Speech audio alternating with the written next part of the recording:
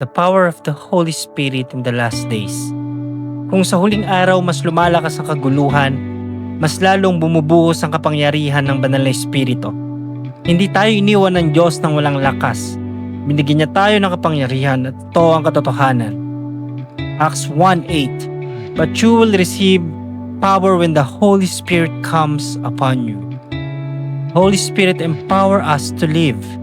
Hindi mo kaya sa lakas mo, pero kaya sa lakas ng Diyos. Ezekiel 36:27. I will put my spirit within you, cause you to walk in my statutes. Galatians 5:16. Walk by the Spirit, and you will not gratify the desires of the flesh. Romans 8:13. By the Spirit, you put to death the deeds of the body. Power to break sin, power to obey, power to stand firm. Holy Spirit gives supernatural boldness. Yung dating mahiyain, nagiging warrior. 2 Timothy 1:7. God gave us not a spirit of fear, but of power. Acts 4:31. They were all filled with the Holy Spirit and spoke the word of God boldly. Micah 3:8. I am filled with power, with the Spirit of the Lord. He will give you boldness to preach. He will give you courage to stand in truth. Confidence in God, not by yourself. The Holy Spirit break chains and set people free. Kung may bumibihag sa'yo, may malakas dyan at yun ang kapangyarihan ng Diyos. Isaiah 10:27. The anointing breaks the yoke. The Spirit of life sets you free. Romans 8. Luke 4:18. He has anointed me to set the oppressed free. Strongholds broken, deliverance, freedom from past and sin. Holy Spirit give gifts and power for impact. Hindi ka tinawag para maging ordinaryo.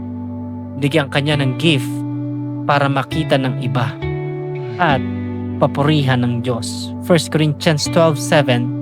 The manifestation of the Spirit's given to each one. The same Spirit distribute to each one of us He wills. 1 Corinthians 12:11. Romans 12:6. We have different gifts according to the grace given to us. Holy Spirit gives for ministry, not for pride, but service. Every believer is equipped. Holy Spirit is God's power in the last days. Hindi tayo iniwan ng Diyos na mahina. Binuhos niya ang kanyang kapangyarihan. Joel 2:28. I will pour out my spirit on all flesh. In the last days, I will pour out my spirit. Acts 2:17. Zechariah 4:6. Not by might, nor by power, but by my spirit. He will give revival, awakening, last days anointing. It is call to action. Kung gusto mong lumakas sa huling araw, hindi mo kailangan ng ibang bagay dito sa mundo. Kailangan mo ay koneksyon, kapangyarihan ng Diyos at sa pangalan ng Panginoong Hesus. Kailangan mo ang banal na Espiritu. How much more will your Father give the Holy Spirit to those who ask Him? Luke 11:13. 2 Corinthians 3:17. Where the Spirit of the Lord is, there is freedom. Call people to repent, ask for the Holy Spirit, surrender and walk in His power. The Holy Spirit gives divine wisdom and revelation. Pag galing sa Diyos ang karunungan mo, hindi ka madaling malilinlang na mundo. 1 Corinthians 2:10. The Spirit searches all things, even the deep things of God. Spirit of wisdom and understanding. Isaiah 11. John 16:13. The Spirit of truth will guide you into all truth. Wisdom to discern, revelation to understand Scripture, guidance for decisions.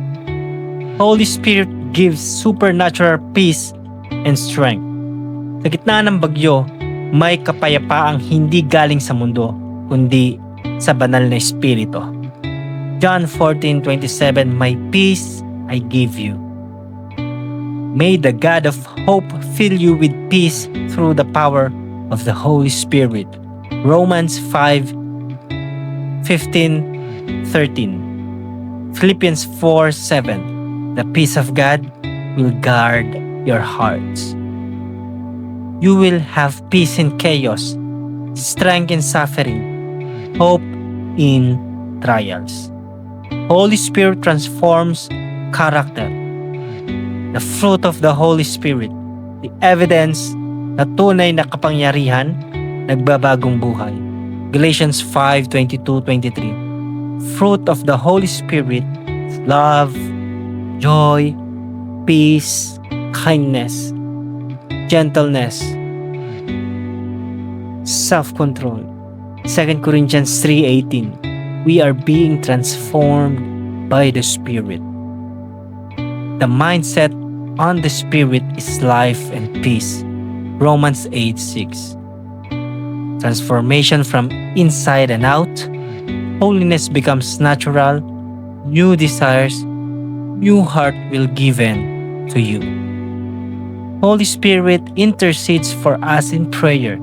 Pag hindi mo alam paano manalangin, ang Espiritu ang nananalangin para sa iyo. Romans 8:26.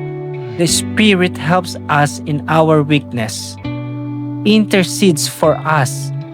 Pray in the Holy Spirit. Jude 1:20. Ephesians 6:18. Pray in the Spirit in all occasions. Prayer becomes powerful, spiritual breakthrough, strength in weakness. The Holy Spirit marks us as God's own. Ito ang selyo na hindi ka pagmamay-ari ng kaaway at ng mundo. Ikaw ay pagmamay-ari ng Diyos sa pamamagitan ng marka, Espiritu Santo. Habang pinapakinggan mo ito, lalong kumilos sa iyo ang banal na Espiritu. Gumaling ang karamdaman mo, umayos ang isipan mo, magkaroon ng breakthrough, wellness sa katawan, magkaroon ng freedom kung pinapahirapan ang gawa ng kaaway. Sa pangalan ng Panginoong Hesus. I declare sa buhay mo na marami siyang gagawin at magiging patotoo yan para sa ibang tao upang makilala ang Panginoong Hesukristo. Kung nararanasan mo ang kapangyarihan niya sa oras na ito, taas mo lang yung kamay mo at patuloy na maranasan ang kapangyarihan ng Diyos. Huwag kang huminto hanggat hindi umaayos yung pakiramdam mo. Huwag kang humintong magpuri sa Panginoon. Ito na yung pagkakataon na hinahanap mo na oras sa Diyos. Huwag mo nang palampasin.